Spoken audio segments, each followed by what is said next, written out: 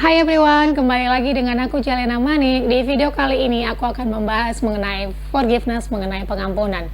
Sesuai dengan baju yang aku pakai, I will forgive like Joseph. Nah, jadi di video kali ini kita akan belajar mengampuni dari seseorang yang bernama Yusuf di dalam Perjanjian Lama. Nah, kenapa sih sebagai orang Kristen kita penting banget untuk belajar mengampuni dan memang harus mengampuni gitu. Kita kan udah tahu nih, udah pasti hafal mati banget firman Tuhan di dalam doa Bapa kami yang mengatakan, ampunilah kesalahan kami seperti kami juga mengampuni orang yang bersalah kepada kami. Jadi clear banget, jelas banget bahwa dosa kita akan diampuni kalau kita juga mengampuni orang lain gitu. Tetapi kenyataannya di lingkungan kita atau bahkan di keluarga kita gitu, masih banyak orang belum bisa memberikan maaf, belum bisa mengampuni orang lain.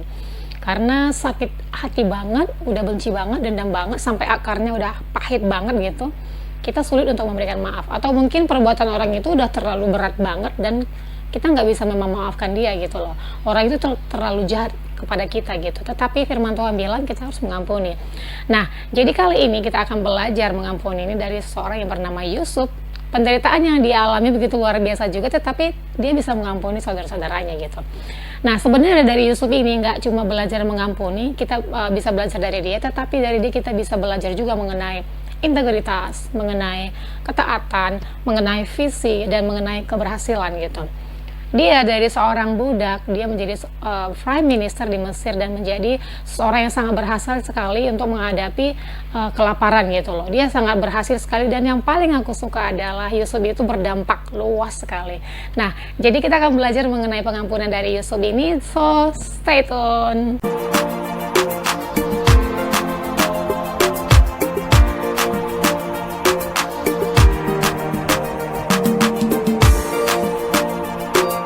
Yakub atau Israel mempunyai 4 istri dan yang paling dia sayangi adalah Rahel. Dia juga mempunyai anak 13 dan yang paling dia sayangi adalah anak-anaknya bersama dengan Rahel, yaitu Yusuf dan Benyamin. Yusuf ini merupakan anak kesayangannya, anak favoritnya di antara anak-anak yang lain gitu. Jadi anak-anaknya ataupun saudara dan saudarinya dari Yusuf tahu banget bahwa Yusuf ini adalah anak kesayangan ayah mereka gitu. Jadi pada saat makan malam gitu ya, Yusuf bahkan dibiarkan duduk dengan dia, dekat dengan dia gitu. Dan Yusuf juga tidak dibiarkan menjaga domba mereka seperti saudara-saudara yang lain gitu. Dia dibiarkan di rumah gitu. Dia dibuat sangat spesial sekali. Dan yang paling membedakan dia di antara saudara-saudara ya gitu ya, ayahnya ini membuat jubah yang maha indah untuk Yusuf dengan penuh warna-warni. Jadi jubah itu nggak cuma satu warna gitu, tapi berwarna-warni dan itu berkilauan gitu. Jadi nggak cuma warna-warni, tapi banyak sekali rombai-rombainya gitu. Jadi itu sangat indah sekali. Jadi ketika Yusuf ini jalan memakai bajunya ini, orang akan berhenti memandang dia gitu, karena jubahnya indah banget gitu. Nah, karena memang pada waktu itu biasanya pada zaman itu mereka hanya memiliki baju 1 atau 2 pasang gitu, dan itu pun warnanya hitam, coklat, abu-abu, warna-warna dasar gitu. Tetapi Yusuf mempunyai baju yang maha indah sekali. Kapan Yusuf pakai bajunya ini? Udah setiap saat. Dia pakai bajunya setiap saat. Jadi memang itu menandakan dia sangat muda dan dia sangat spesial sekali. Dan dia sangat disayangi oleh ayahnya yang bernama Yakub. Tindakan Yakub yang tidak adil ini, dia pilih kasih terhadap anak-anaknya ini berdampak luas sekali terhadap anak-anaknya gitu. Anak-anaknya yang lain itu sangat iri dan cemburu kepada Yusuf. Ya sudah pasti gitu loh, kita juga kalau di dalam keluarga orang tua kita pilih kasih ya, kita pasti iri juga gitu. Aku pikir itu memang wajar. Jadi memang alangkah baiknya orang tua zaman sekarang nggak boleh pilih kasih terhadap anaknya gitu. Nah, karena orang tuanya pilih kasih, saudara-saudaranya akhirnya tidak bersikap ramah sama si Yusuf ini. Mereka iri dan agak benci sama si Yusuf ini gitu loh. Tetapi suatu hari rasa iri dan rasa benci ini terhadap Yusuf ini bertambah meningkat gitu, karena mimpi Yusuf ini, dan dia kan masih muda banget gitu, dia masih muda dan excited banget gitu. Dia mendapat mimpi, dia ceritakan ke kakak-kakaknya bahwa kakaknya itu sujud kepada dia gitu, dia ceritain kayak gitu. Udah gitu dia mimpi lagi yang kedua kali bahwa orang tuanya pun sujud kepada dia gitu. Ya udah, karena mimpinya ini, saudaranya yang tadinya iri dan benci sama dia, marah sama dia, udah akhirnya saudara-saudaranya berusaha untuk membunuh dia gitu loh. Bayangkan dosanya selalu meningkat dia. Pertama iri dulu, baru ingin membunuh dia gitu. Nah, luar biasa sekali memang dampak dosa ini gitu, kalau kita biarkan terus-menerus gitu. Tetapi ternyata Yakub ini kayaknya kurang peka dan dia nggak menyadari bahwa anak-anak yang lain itu kesel dan benci sama si Yusuf gitu loh. Kenapa aku bilang gitu? Suatu hari Yakub ini menyuruh Yusuf ini pergi menjenguk kakak-kakaknya yang sedang menggembalakan domba-domba mereka di Sikem, dan itu membutuhkan perjalanan 3-4 hari gitu. Nah, dia suruh kunjungin kakak-kakaknya gitu. Kayaknya nggak nyadar gitu, kalau dia sadar dia dibencikan, nggak mungkin dia suruh menemui kakaknya yang jauh dari jangkauan dia, yang dia bisa amankan Yusuf ini gitu loh. Kayaknya dia nggak sadar perbuatannya itu memberikan rasa iri di hati anak-anaknya gitu. Ya udah, pada saat Yusuf sampai dengan kakak-kakaknya sudah merasa ini kesempatan yang sangat tepat sekali untuk membunuh Yusuf. Jadi dari jauh mereka sudah melihat Yusuf ini si tukang mimpi, dia bilang kayak gitu. Ya udah, kita bunuh dia gitu. Tetapi Ruben tidak ingin membunuh dia, mungkin dia masih mengasihi Yusuf. Dan dia bilang kita taruh aja dia di sumur. Dia bilang kayak gitu dengan rencana nanti dia akan ambil lagi dan bawa pulang gitu. Tetapi Yehuda kakaknya juga memberikan ide kepada mereka, ya udah kita jual aja Yusuf ini, kan lumayan dapat uang gitu. Gila nggak sih? Jadi saudara sendiri itu dianggap kayak properti gitu, ya udah untuk diperjualbelikan gitu. Jadi memang kakak-kakaknya tidak menganggap Yusuf itu sebagai saudaranya gitu. Akhirnya mereka menjual Yusuf kepada orang Ismail dengan harga 20 sikal perak. Jagalah hatimu dari segala kewaspadaan, karena dari situlah terpancar kehidupan. Alkitab bilang seperti itu, ini benar banget. Memang kita harus selalu menjaga hati kita. Karena kalau kita biarkan sedikit saja ada rasa iri di hati kita ya, ini bisa berkembang pesat menjadi sangat besar sekali gitu. Kita bisa lihat dari kakak-kakaknya Yusuf ini. Pertama kakak-kakak Yusuf ini pertama iri dulu, kesel sama Yusuf gitu ya, iri. Terus lama-lama mereka benci gitu. Akhirnya karena mereka rasa bencinya sangat besar sekali, mereka ingin membunuh dia. Nah, nggak berhenti sampai di situ, dosanya berkembang lagi. Mereka menjadi serakah. Dia bilang, ya udah kita lumayan kan dapat uang, kita jual aja. Menjadi lebih serakah lagi, berkembang biak lagi, lebih pesat lagi. Mereka akhirnya mengambil jubah Yusuf itu dan mencurupnya dengan darah binatang dan bilang kepada ayah mereka bahwa Yusufnya sudah diterkam binatang buas. Nah, jadi dosanya itu selalu berkembang biak dengan sangat cepat sekali, dengan sangat pesat sekali gitu loh. Nah, kesalahan mereka tutupi dengan perbuatan kebohongan mereka gitu loh. Jadi memang dosa itu akan selalu menuntut lebih dan lebih sekali dan lebih lagi gitu loh. Memang sifatnya sangat serakah sekali. Itu sebabnya kita perlu menjaga hati kita selalu supaya kita tidak jatuh dalam dosa atau ada sedikit pun iri hati di hati kita. Akhirnya Yusuf ini dijual kepada Ismail yang memang adalah seorang pedagang budak, dan di dalam pelelangan akhirnya Yusuf ini dibeli oleh Potifar, seorang pegawai istana Firaun. Nah, kalau kita perhatikan sampai di sini gitu ya, memang sepertinya Yusuf ini ditinggalkan oleh Tuhan. Kenapa? Karena memang pertama dia dijual oleh kakak-kakaknya sebagai budak ke negeri asing, dan kakaknya bilang ke ayah mereka bahwa dia sudah mati karena diterkam binatang buas. Dan sekarang Yusuf ini keadaannya sudah sangat sendirian dan dia adalah budak, tidak ada lagi jubah maha indahnya, dia bukan lagi anak kesayangan ayahnya, dia benar-benar dilucuti gitu loh. Sepertinya Tuhan memang meninggalkan dia gitu. Tetapi di dalam Kejadian 39 ayat 2 mengatakan Tuhan menyertai Yusuf dan selalu membuat berhasil di dalam pekerjaannya. Jadi dia selalu berhasil karena Tuhan menyertai dia gitu. Tetapi ya kalian tahu pada saat firman Tuhan itu dikatakan seperti itu kondisinya Yusuf itu adalah seorang budak di rumah Potifar. Di rumah Potifar yang sangat kaya raya sekali, berlimpah kekayaannya gitu. Dia adalah seorang budak di situ. Tetapi Alkitab selamanya mencatat bahwa Yusuf itu selalu berhasil, kaya, makmur. Luar biasa bukan? Di dalam kondisi yang dia seorang budak, Alkitab itu catat bahwa dia kaya, berhasil, dan makmur. Luar biasa bukan? Pada saat Yusuf dijual menjadi seorang budak di rumah Potifar, dia berusia 17 tahun. Dia muda, dia tampan, dia pekerja keras, dia punya visi dari Tuhan, dia dilindungi Tuhan. Ya, dia sempurna sekali. Dia juga lihat dalam bekerja gitu.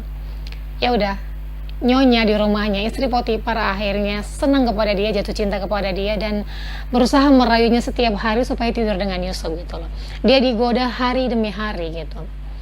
Nah, Yusuf ini kan dulunya nih dapat visi dari Tuhan, visi yang sangat hebat sekali dari Tuhan, bahwa keluarganya juga sujud kepada dia gitu loh. Tapi ternyata sekarang ini visi itu tidak jadi apa-apa gitu. Dia sekarang berada di negeri asing, jauh dari keluarganya, sendirian, kesepian gitu.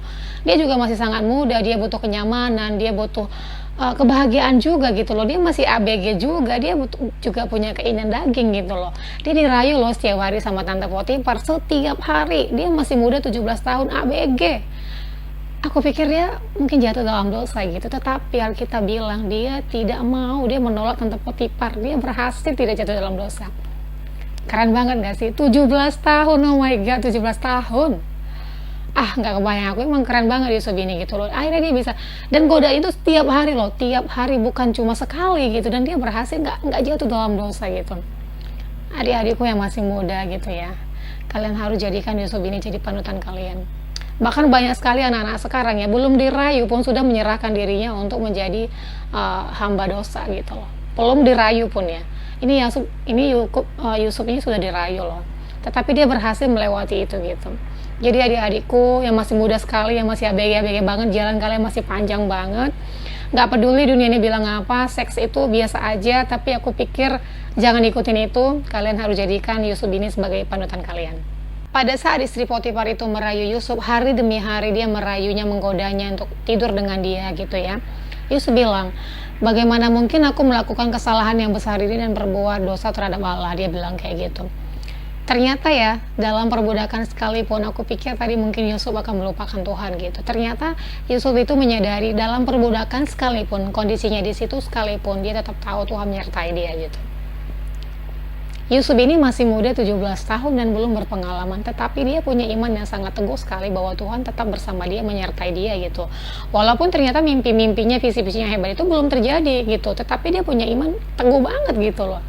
Coba kita, gimana kita doa setahun belum dijawab, 2 tahun belum dijawab, udah kita pikir Tuhan tidak dengerin kita gitu. Akhirnya kita meninggalkan Tuhan gitu. Bukan Tuhan yang ninggalin kita, tetapi kita meninggalkan Tuhan gitu, karena merasa Tuhan tidak ada lagi bersama-sama dengan kita gitu loh. Yusuf ini 17 tahun dan belum ada pengalaman, tetapi dari dia kita bisa belajar teguh iman dan taat itu dari Yusuf gitu loh. Keren banget Yusuf ini. Yusuf dekat dengan Tuhan dan Tuhanlah yang menolong Yusuf itu dari dosa. Tuhan yang menarik Yusuf dari dosa gitu. Aku pikir kalau dia nggak dekat dengan Tuhan, udah dia pasti jatuh dalam dosa. Dia pasti jatuh ke pelukan Tante Potifar. Aku pikir kayak gitu. Nah, mungkin di antara kita juga masih ada yang kesepian, masih ada keinginan daging yang kita nggak sanggup lewati gitu. Ya udah, kita dekat sama Tuhan aja, nanti Tuhan yang akan tolong kita melewati dosa-dosa itu gitu. Nah, masalahnya sekarang kita mau apa enggak gitu. Kita mau nggak melibatkan Tuhan dalam hidup kita seperti Yusuf ini. Pada saat istri Potifar ditolak oleh Yusuf, dia marah-marah, dia kesel, dia benci, dia dendam gitu. Ingat ya, dosa itu memang selalu berkembang biak dan dia selalu menuntut untuk lebih dan dia sangat serakah sekali gitu. Dia nggak puas karena dia ditolak, akhirnya dia buat fitnah, dia bilang bahwa Yusuf lah yang mencoba untuk merayu dia gitu. Padahal sebenarnya itu tidak benar gitu. Dan akhirnya memang Yusuf dipenjarakan gitu. Tetapi ya memang aku pikir salah satu metode yang paling tepat untuk kita tidak jatuh dalam dosa adalah seperti yang dilakukan oleh Yusuf ini, yaitu lari. Ingat ya, lari dari kejadian itu supaya kita tuh bisa terhindar dari dosa gitu. Dan akhirnya walaupun dia difitnah dan akhirnya dia dipenjara atas tidak kesalahan dia gitu, dia nggak salah sama sekali, tapi dia difitnah sama Tante Potifar karena ditolak. Tante Potifar nggak terima gitu ya, udah lo penjara aja gitu. Tetapi puji Tuhan dia dipenjarakan di penjara raja-raja Mesir, dikurung gitu. Di sana dia bertemu dengan juru minuman dan juru roti istana karena mereka sedang ada berbuat masalah. Jadi Firaun itu memenjarakan mereka gitu. Di sana dia bertemu dengan juru minuman dan juru roti yang akan nanti membawa dia ketemu dengan Firaun. Suatu hari juru minuman dan juru roti di dalam penjara bermimpi dan mereka sangat sedih sekali karena tidak bisa mengartikan mimpi mereka gitu. Lalu Yusuf menawarkan dirinya untuk mengartikan mimpi mereka dan dia mengatakan bahwa bukankah Tuhan yang akan mengartikan mimpi? Dia bilang kayak gitu. Kalian bayangkan seorang budak ini di Mesir dan sedang dipenjara, dia berani menceritakan tentang Tuhan kepada orang yang punya akses kepada Firaun gitu loh. Dia nggak malu sama sekali, padahal dia tahu Mesir itu punya banyak dewa-dewa sekali, berbeda dengan Allahnya dia gitu loh, berbeda sekali gitu. Di sana di Mesir itu banyak sekali mistik-mistik dan dewa-dewanya banyak gitu. Tetapi dia berani mengatakan bahwa Allahnya dia sanggup mengartikan mimpi dia itu, mimpi juru minuman dan juru roti itu gitu. Kadang kita ya, bukan kita, aku gitu ya. Kadang pun aku nggak berani untuk menceritakan tentang Tuhan Yesus ke orang-orang yang berlainan iman dengan aku, karena kan kita bilang, di kita kan bilang bahwa kita harus menghargai keyakinan masing-masing gitu ya. Padahal semestinya nggak kayak gitu. Kita harus berani seperti Yusuf ini, aku pikir. Nah, dan dia akhirnya berhasil untuk mengartikan mimpi juru minuman dan juru roti itu. Pada saat Yusuf menafsirkan mimpi juru minuman dan juru roti, Yusuf memohon kepada juru minuman nanti ketika dia kembali ke posisinya, tolong dia diingat dan dia dikeluarkan dari penjara gitu. Karena memang dia di penjara bukan karena kesalahan dia gitu.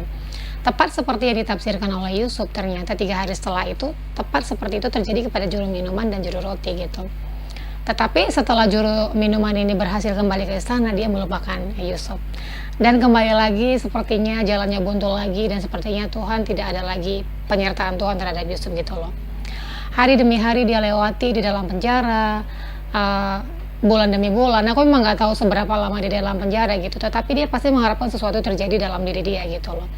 Kayak seolah-olah visi hebat yang Tuhan berikan, keahliannya, karunia-Nya yang bisa menafsirkan mimpi tuh seperti itu bukan apa-apa lagi sekarang gitu. Karena belum ada terjadi apapun terhadap dia gitu. And then 2 tahun kemudian dari peristiwa itu, mimpilah Firaun, raja orang Mesir, dan mimpinya itu sangat mengganggu dia sekali. Kemudian dia mengumpulkan semua dewan kabinet, dewan eksekutif, dan teolog-teolog hebat dan ilmuwan-ilmuwan terkemuka berkumpul bersama-sama untuk mengartikan mimpinya itu. Tetapi dari hasil perkumpulan mereka, nggak ada hal yang bisa memadai, nggak ada yang bisa mengartikan mimpinya itu dengan tepat gitu. Firaun sangat putus asa sekali gitu. Lalu juru minuman akhirnya mengingat Yusuf yang dulu mengartikan mimpinya tepat seperti apa yang terjadi. Akhirnya juru minuman ini menceritakan kepada Firaun apa yang terjadi kepada dia gitu.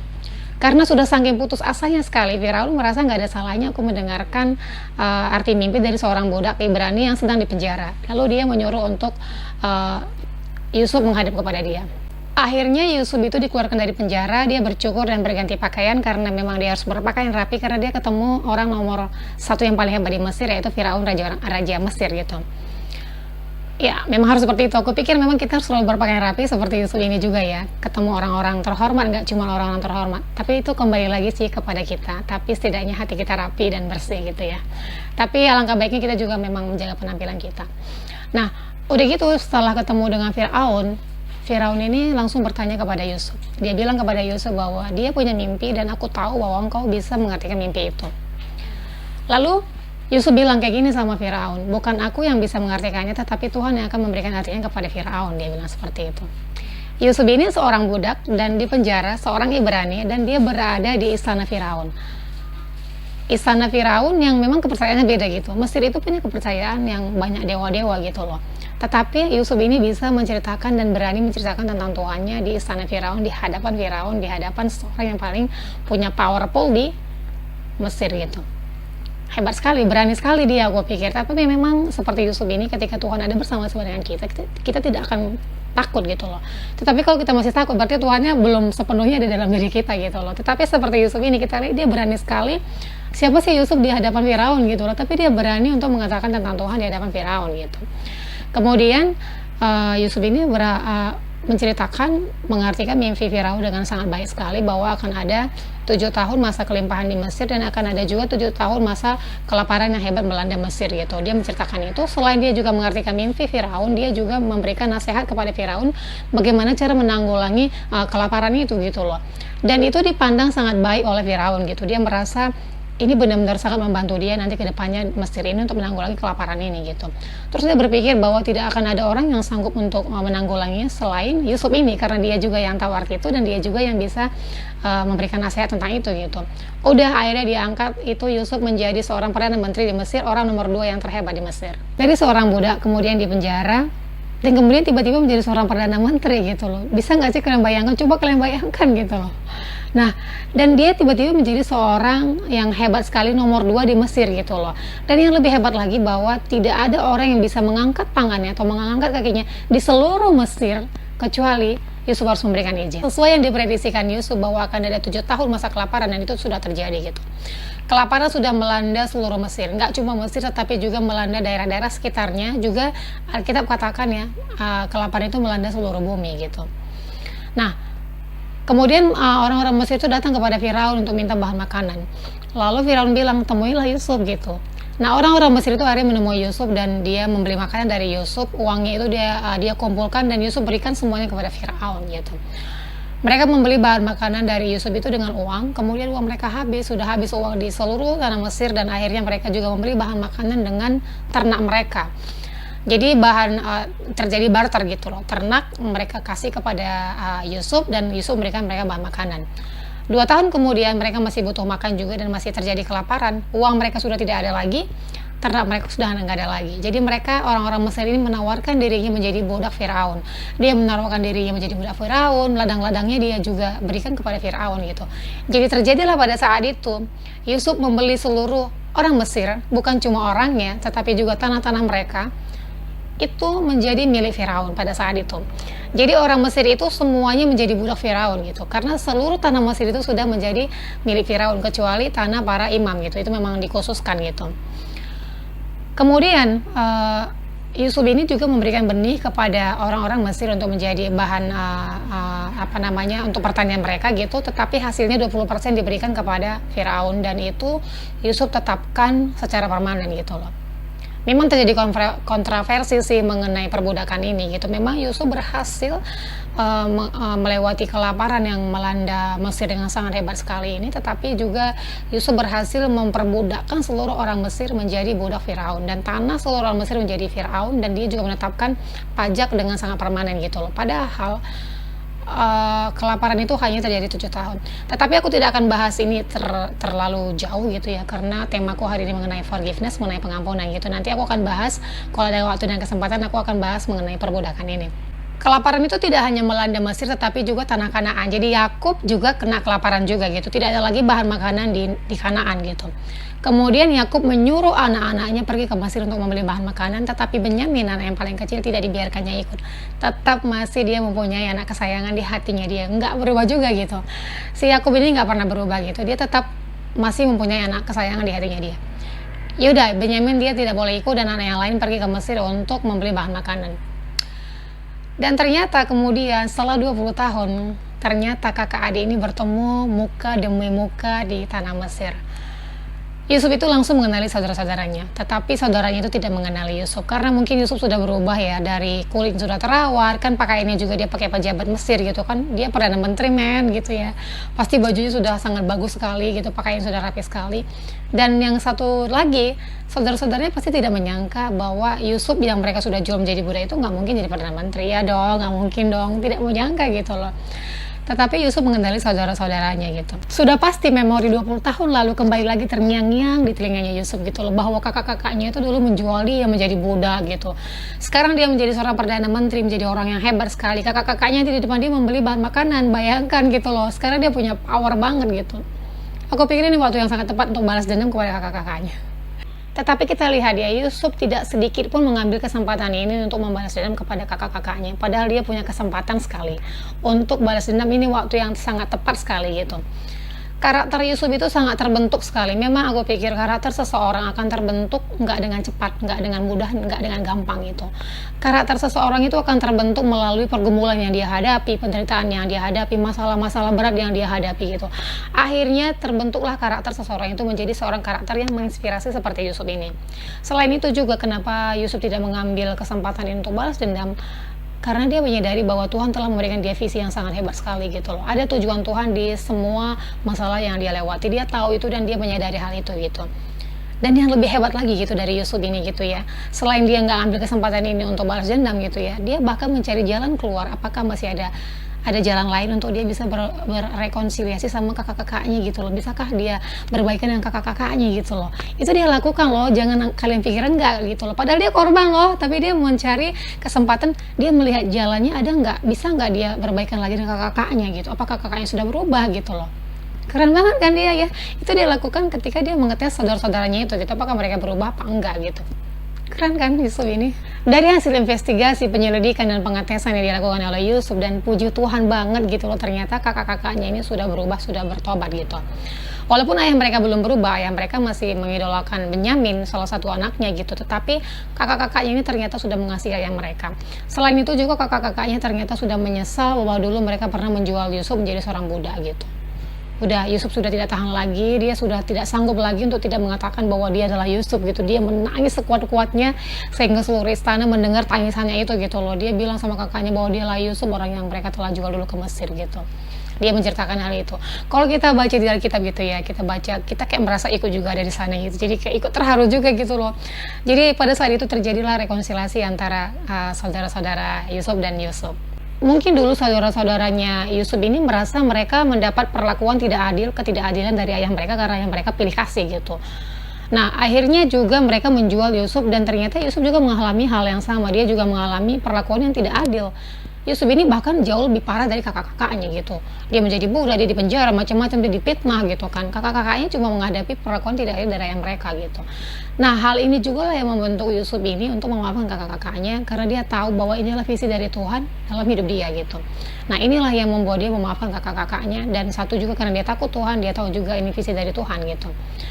Nah, tetapi selalu ada konsekuensi dari perbuatan jahat yang kita lakukan. Walaupun Yusuf sudah mengampuni kakak-kakaknya, tetapi memang selalu ada konsekuensi dari dosa yang kita lakukan walaupun kita sudah bertobat. Contohnya, misalnya saudara-saudaranya ini, Yusuf sudah memaafkan mereka kok. Bahkan Yusuf ini membawa mereka dari Kanaan ke Mesir, dan di Mesir itu dia suruh mereka tinggal di tanah Goshen, dan mereka makan dan tidur dengan punya tempat tinggal yang sangat enak gitu.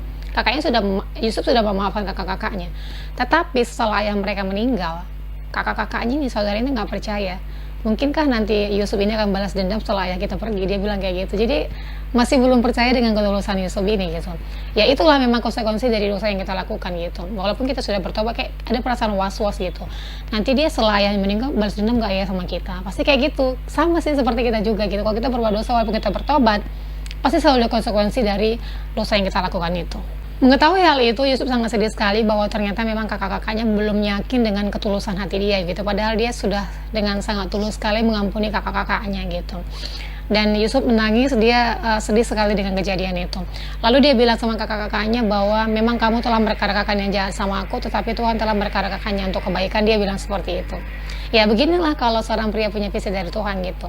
Gak ada waktu untuk balas dendam, gak ada. Jadi dia fokus kepada visi yang dari Tuhan itu. Seperti yang Tuhan janjikan kepada Abraham bahwa Tuhan akan memberkati Abraham dan keturunannya akan menjadi berkat bagi bangsa-bangsa. Itu Tuhan tepati dan itu terjadi. Kenapa aku bilang kayak gitu? Karena Tuhan telah mengutus Yusuf duluan ke Mesir untuk menjadi penguasa di Mesir, menjadi orang hebat di Mesir untuk menanggulangi kelaparan ini. Karena kelaparan kan kita tahu bahwa bukan terjadi di Mesir saja, tetapi juga terjadi di Kanaan. Nah, jadi Tuhan sudah mempersiapkan Yusuf ini untuk nanti menanggulangi kelaparan yang ada bagi orang-orang Israel gitu loh, yaitu keturunan Yakub ini gitu. Jangankan masalah kelaparan ya yang terjadi selama 7 tahun ya, hal kecil pun Tuhan peduli loh sama Israel. Kenapa aku bilang gitu? Tuhan tuh sayang banget sama Israel. Kenapa aku bilang kayak gitu? Kita flashback dulu ke belakang sedikit saja biar otak kita gak encer gitu ya. Pada waktu Yakub atau Israel masih di negeri pamannya Laban gitu ya, akhirnya Tuhan menyuruh dia kembali ke Kanaan, ke negerinya gitu. Dia akhirnya pergi, nggak izin sama Laban. Akhirnya dia pergi dengan istri dan seluruh kekayaannya gitu.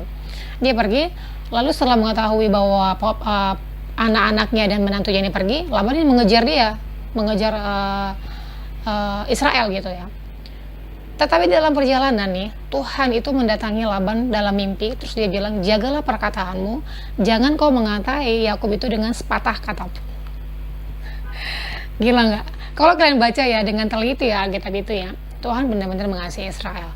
Aku bilang ya, perkataan aja nggak boleh loh macam-macam, padahal dia udah bawa anak-anaknya dan seluruh tabarannya nggak izin gitu loh. Apa salahnya sih ngomong izin gitu?